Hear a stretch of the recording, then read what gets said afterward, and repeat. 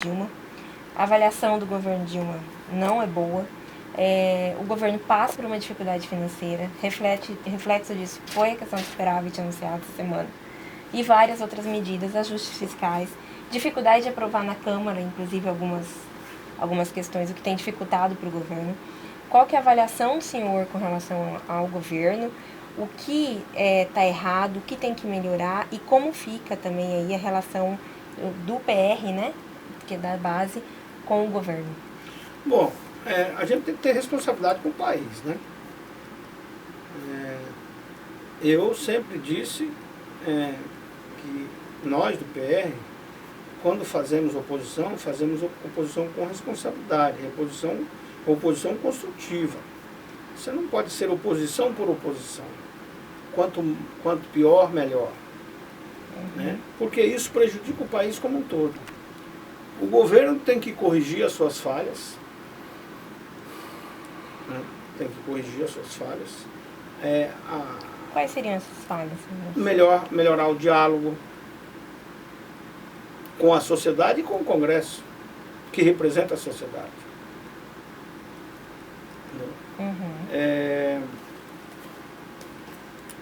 Fazer a sua parte, que é conter os gastos.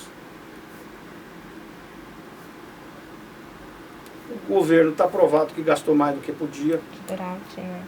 Provado que gastou mais do que podia. Então,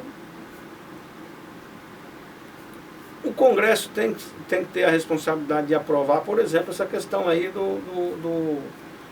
da repatriação dos recursos que estão lá fora. Olha, se você tem possibilidade de trazer para o Brasil 50, 100, falam-se até 300 bilhões que estão lá fora, por que não? O governo vai receber o imposto, a sociedade vai se beneficiar, que é mais dinheiro girando no Brasil. Né? Se pudermos acabar com a guerra fiscal, por que não? Que tem sido prejudicial, porque o trabalhador não tem como sonegar. Né? O trabalhador é descontado no olerite. Agora, o grande tem. Então, a gente tem que criar mecanismos em que a gente não volte à inflação, não deixe voltar à inflação, que esse é o que mais prejudica o trabalhador. O desemprego é o que mais prejudica o trabalhador. A recessão, de modo geral, né? Mas você acha que esses ajustes... Aí o Brasil precisa abrir para essas parcerias público-privadas através das concessões. Eu quero dar um exemplo aqui de Cuiabá, o aeroporto de Cuiabá. O aeroporto de Cuiabá é uma obra que vem sendo tocada há quantos anos?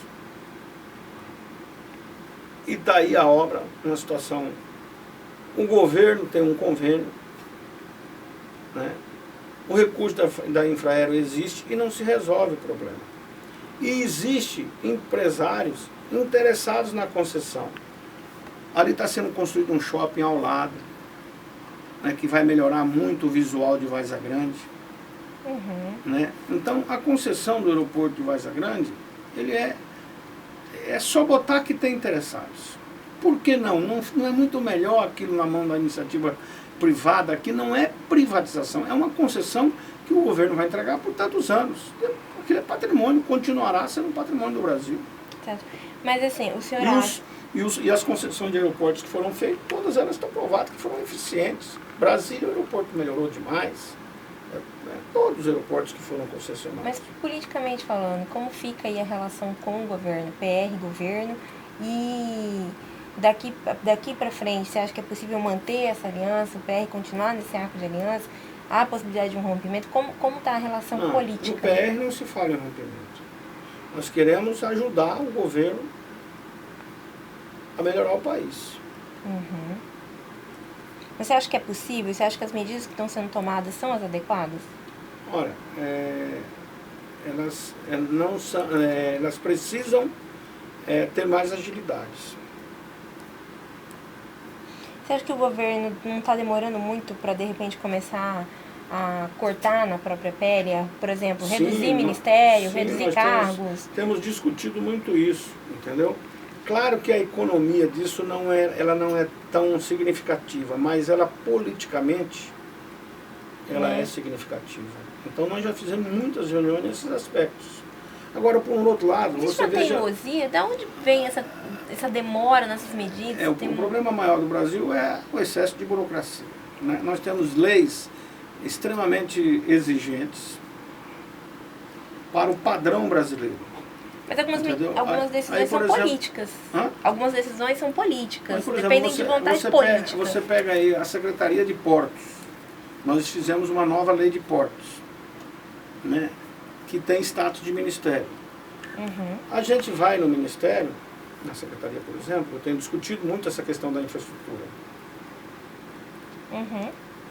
O governo, do modo geral, os governos, do modo geral, têm uma deficiência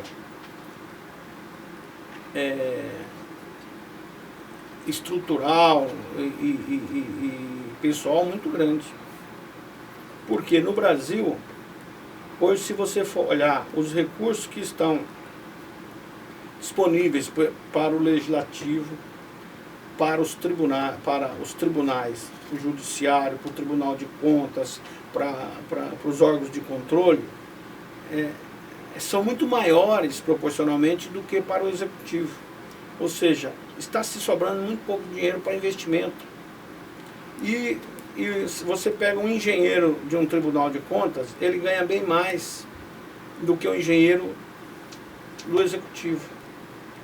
Então a coisa está um pouco invertida. É importante a fiscalização, é importante o controle, mas tem que ter um executivo também aparelhado para fazer bem feito. O fato de o senhor ser da base tem refletido na sua imagem? As pessoas cobram mais, exigem mais? Está difícil explicar essa questão do governo? As pessoas não dão muito... O cidadão, ele sabe que o Brasil melhorou e melhorou muito. Que nós somos um país que estamos conseguindo consolidar uma democracia sem derramamento de sangue, sem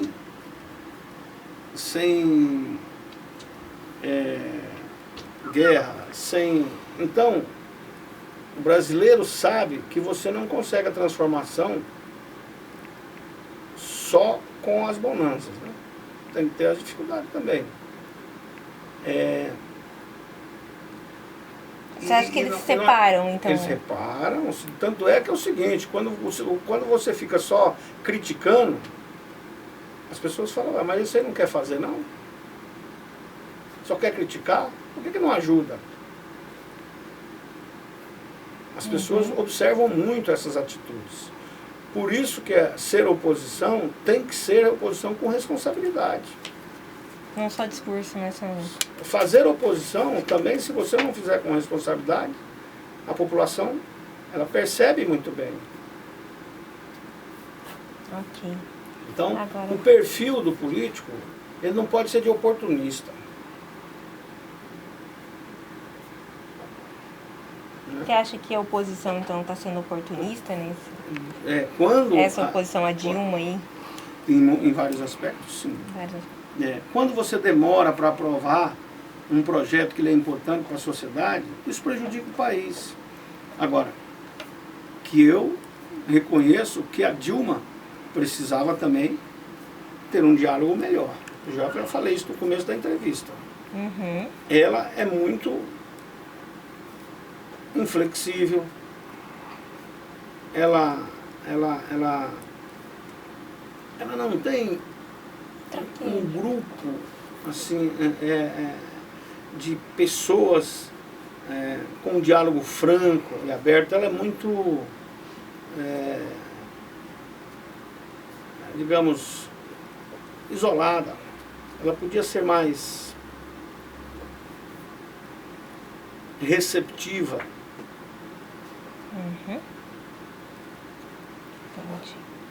Agora, falando